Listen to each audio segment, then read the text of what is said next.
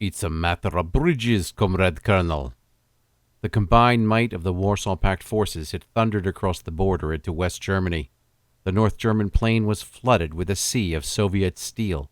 The tanks, artillery, and support troops of the Third Red Banner Army spread out as far as the eye could see and even for miles beyond that. Beyond the distant gleam of the horizon, NATO forces reeled from the weight of the onslaught, trying to delay what seemed to be inevitable at the start, falling back west. With the early light of sunrise beating down from above, the general, wrapping up his briefing, glanced at his staff around the portable temporary table, the dedicated, now veterans looking on in silent, if palpable, apprehension. He swept his big farmer's hand across the map, tracing a long line from north to south. When he finally spoke, his voice boomed like an artillery gun. "It may not look like much on the map, but do not be fooled," he warned. "We are off to an effective start. The Weser River is our first major obstacle in the invasion of northern Germany and western Europe. Its waters are deep and its current swift. Your tanks will sink in the mud of its banks before they ever leave dry land." The general then pointed at the bridges that span the Weser. "Get me these," he commanded. "No delays." With the briefing over, the general made to turn away, only to pause when he heard one of the younger colonels clear his throat. The general's eyes narrowed as the presumptuous man dared to speak. "Comrade General, if I may, based on our immediate successes, should we not modify our initial plan slightly? Would it not be wise to wait to seize the bridges so we can deploy to destroy the remains of the NATO Northern Army Group?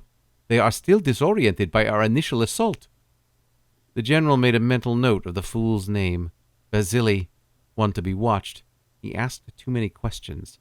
The older man turned back towards the young officer and took a slow breath, then choosing to respond in measured and calm tones from where he stood at the head of the rickety table. "Comrade Colonel, while North AG is disoriented, we shall drive to the Weser bridges like bats escaping from the depths of a mining shaft, cross it fast, I say, and then head for the Rhine and do the same thing. There will be no stopping, no pause. Whatever your men do, they will be doing it while moving west." With this nail hammered down, the general took another slow breath and exhaled before turning away again. But the pesky little colonel opened his mouth once more. The other men around the table shifted uncomfortably. "Yes, Comrade General, but what about resupply of our forward units that are already fighting? What about them outrunning their artillery support? And then there's air." "Comrade Colonel." The general spoke low and slow, enunciating each consonant with care. To those that knew him, that tone indicated when he was at his most dangerous. He whirled around like a turret and took 2 long strides around the rickety table, his motion so fast it almost physically rocked. The colonel stepped back, his gaze widening as he realized his error. Then, wisely, he lowered his head and shut his eyes as the general thumped a beefy hand down on his shoulder. The command headquarters fell completely silent. No one spoke, no one moved, no one breathed. When the colonel dared to open his eyes again, the general loomed over him like Mount Olympus. "Comrade Colonel!" The general's words rang out, steady and even, yet somehow more thunderous than a howitzer. "We grossly outnumber NATO's Northern Army Group in tanks, guns, troops, even aircraft.